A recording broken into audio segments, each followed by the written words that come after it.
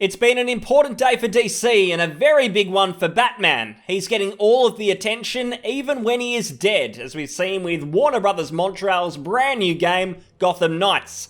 And the huge new feature, the big selling point of this game, is the leveling system. So what that means is you could be fighting Mr. Freeze in one level, smashing him to bits, kicking his ass, and then in the next level you're getting beaten up by level 35 goons because you didn't spend enough money on microtransaction level boosts. So we're going to take a look at Gotham Knights, a little bit of a look at Suicide Squad, and what exactly is going on here. Hi, Estelden here.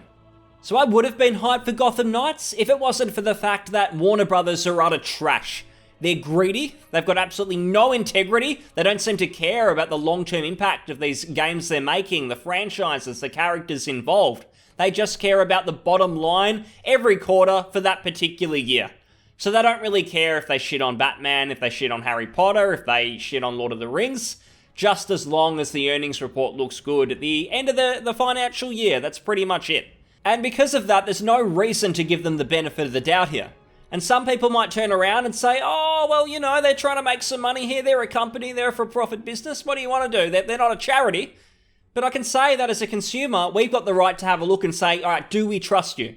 Warner Brothers, I do not trust you. You do not care about my experience, the gamer's experience. You just care about short-term profits.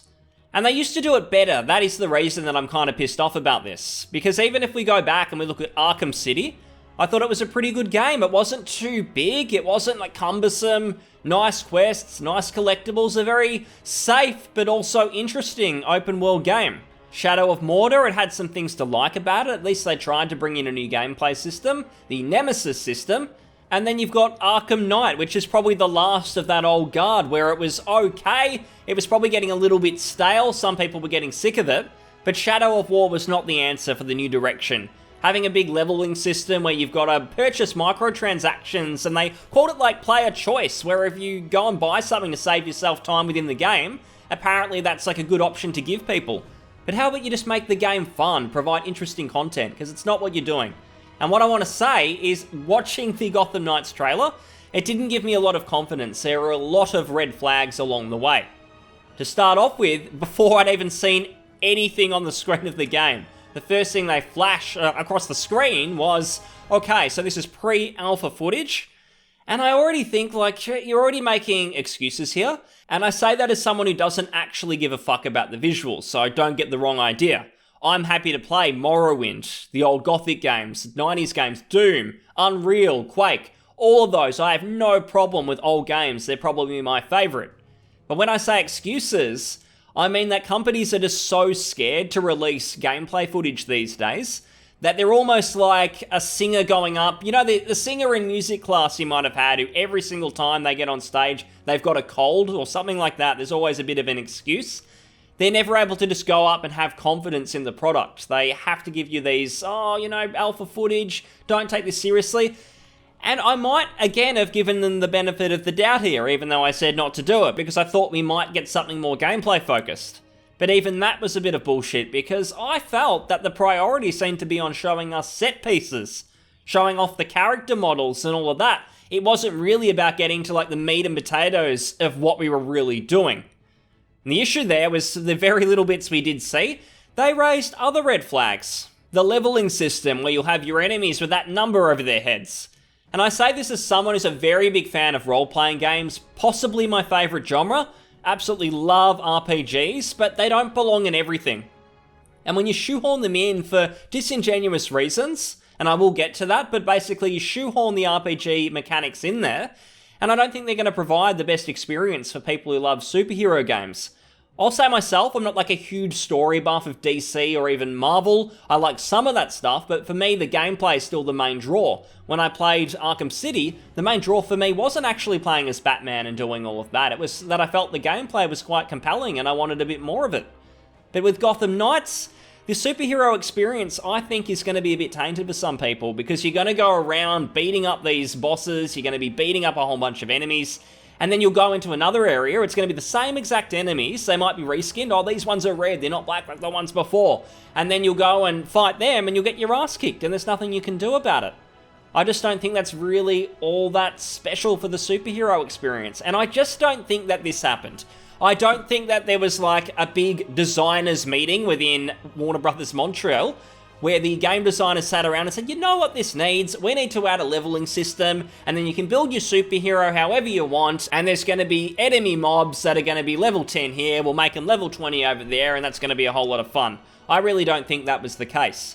What I think happened is that they were probably making this game already from the direction of Warner Brothers, so it would have been a case of Warner Brothers were like, get to work on something with some online elements, we don't just want another Arkham, that's what you're going to have to do. And then when push came to shove with designing the systems, Warner Brothers came back in for a big meeting and basically said, right, you're going to have to put in a leveling system because we want to be able to monetize it like we did with Shadow of War. Someone might have spoke up and said, oh, but I don't know, that's going to really be good for superheroes. You know, this is Batman here, it's a comic, you know, we're not making an RPG. Yep, you're out the door, you're not a yes man, goodbye. And now we're here with the state of the game. I really haven't seen anyone particularly excited about this system. It's a lot of people who are pretty much frightened that they're going to ruin the game with this. A game that's really similar to me with this aspect is Assassin's Creed Odyssey. Interestingly enough, the director for this game, or at least the director who did the voiceover for the gameplay trailer, he used to work for Ubisoft. So a bit of more of that direction, more of the busy work, more of the forcing in RPG features.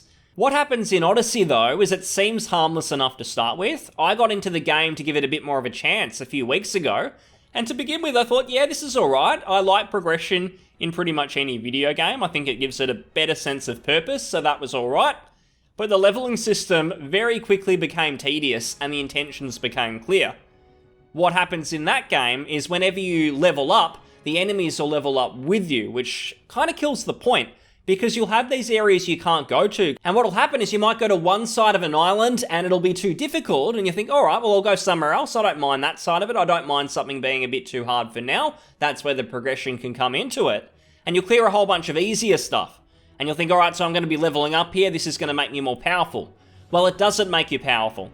Because everything's leveling up with you, which means you don't get the give and take, I suppose, where in one area, now it's really, really easy and you're just smashing everything to pieces and you're getting that sense of, right, I'm growing here, I'm turning into a more powerful assassin. You don't get it because the enemies are just all the same. So it's really in there for one reason only, to stop you progressing, stop you going somewhere else. And Ubisoft provide the solution to this. You've got things like the level boosts, you've got all of that sort of crap that they shovel in as microtransactions, and Gotham Knights is going to do it too. It is the only reason they would introduce a system like that. Why else would they do it? It's not going to improve the game. Did all of this stuff improve Shadow of War? Absolutely fucking not. They had to remove it a few months later. And people were kind of celebrating it like it was a good thing, and I just don't understand the mentality, especially when people talk about how you don't need to buy them, it's fine. People have completed the game without spending any money. Forget the fact that they had to like grind up doing tedious, repetitive stuff just to get to the finish line. The reason it just doesn't work, and the reason there's no excuse for it, is because the game is designed around it. Warner Brothers, in this instance, they're going to make sure the game is designed around it. It's like the mobile games. They want you to go into it and have every possible reason to spend real money on it. It doesn't work if you're going in and you can just have fun with it, you can have a great time, and then the monetization side's completely optional. That doesn't work. They're never going to design a game like this where the developers are left to do whatever they want. Then at the last minute, Mr. Monetization guy, employee of the company, can go, right, how can we design a few little monetization schemes around what we've got here? That's not something that's going to be seen as efficient in the Warner Brothers executive eyes. They want to absolutely scrutinize every possible element of the game to squeeze you dry, to get you spending money on that online store. We can hope that it's not as bad as Shadow of War, and I don't think it will be completely. I think they will take a little bit of a step back. They'll see the backlash. All the companies, all the greedy ones, whether it's Warner Brothers, Activision, or EA, they saw what happened with Battlefront. And they don't want that again. It put a lot of attention on like loot boxes and what the governments around the world kind of think of them and saw them as kind of gambling. So they don't want that sort of attention. So I think they'll take a step back from Shadow of War, but it's still going to be garbage. It's still going to be fairly intrusive to the gameplay, and I think it's going to be a worse experience for it. The other thing that we saw in the trailer was the boss battles, and they just seemed like sort of more of the button mashing.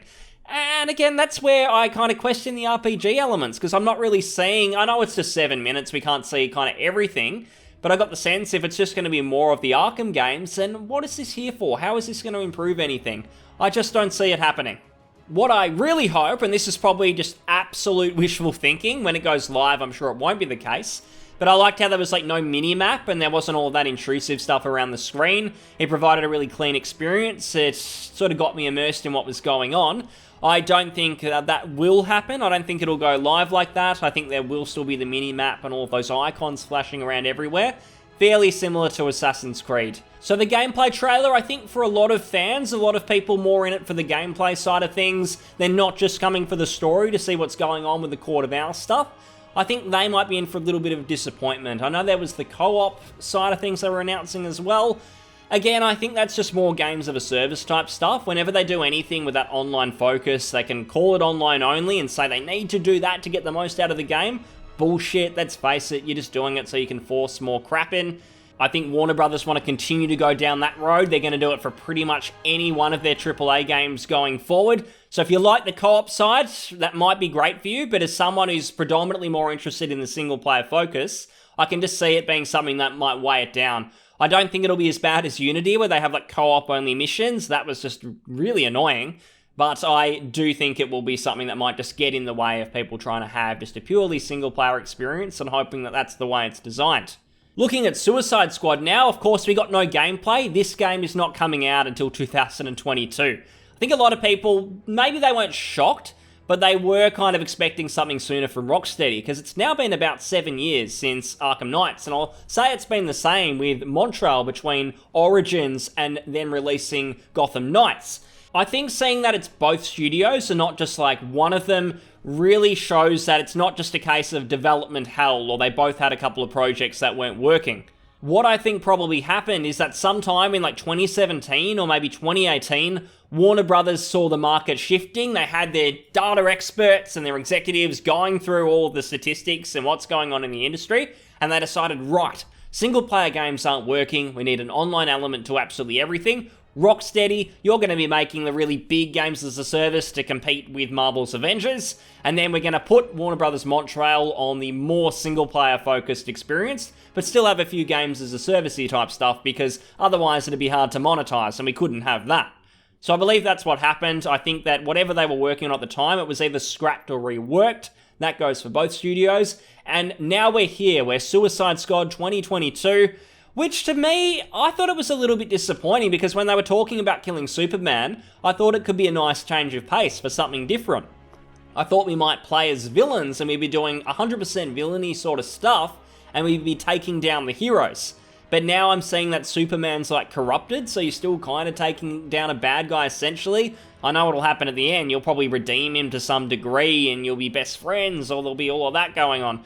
As I said, I'm not like hugely invested in DC lore and all of that, so someone might be able to tell me that I'm completely wrong, that there is a real 100% story justification for it and it's completely great, but I did feel it was a missed opportunity and that they're too scared to actually have you play as real bad guys and do all that kind of thing. They're not interested in doing anything innovative, they want it to be nice and safe for their big live service. The direction these big companies are going down, particularly Warner Brothers, I find it really worrying, because when it's taking 7 years to make a game, I just don't understand the sustainability there. Like, that's 7 years of someone's life to work on this game. It's going to come out, I know they're going to, as I've said, monetize it to absolute hell. It's going to be a live service for years to come, but Jesus Christ.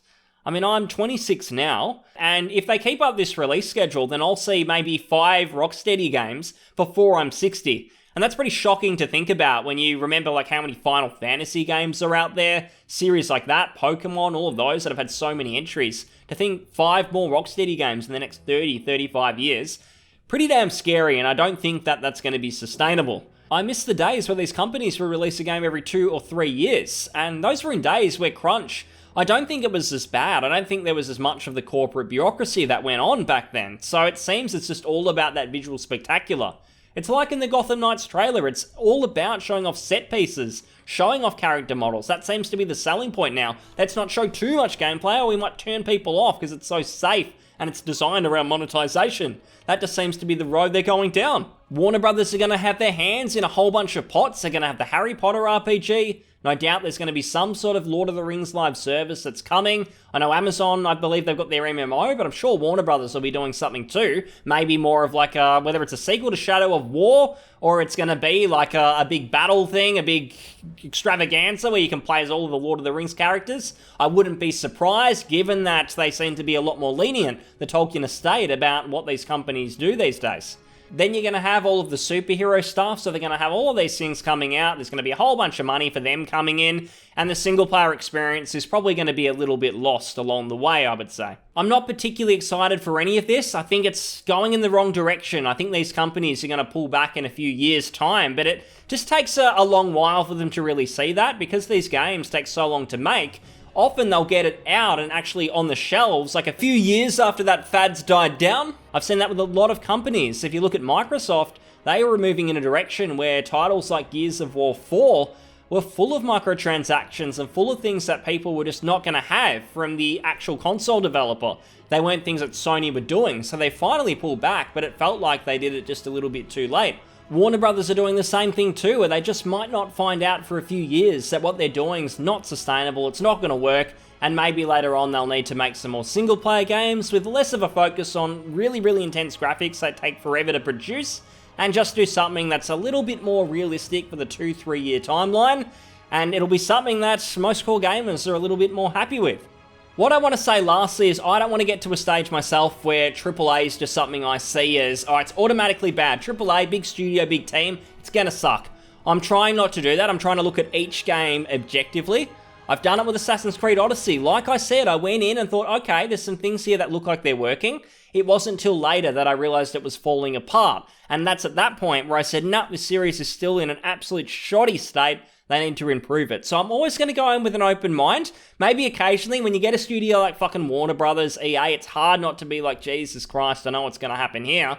But I am going to try and look at each game on its merits, what we're presented with, and go off that. Because occasionally you do get something really good. And I mean, Sekiro, that's a big favourite of mine. I know From Software are completely trusted, but that was published by Activision. So if you went in with preconceived expectations, you might even look at that and have some problems. So I do think it's important to look at it objectively. And I'll say objectively that Gotham Knights, it's got some problems from what we're seeing already in the gameplay department in 7 minutes. So I wonder what the full experience will be, and if it's going to be worth it for people who are big fans of single-player games. So let's see what happens. 2021, every game seems to be getting pushed back to then because of what's going on in the world, so it might be a big year next year for at least getting a whole bunch of games. Good, bad, hard to say, but we'll see how we go. So I hope you enjoyed the video, and if you did, please comment, like, and subscribe. I'll see you on the next one. Thanks very much, and bye-bye.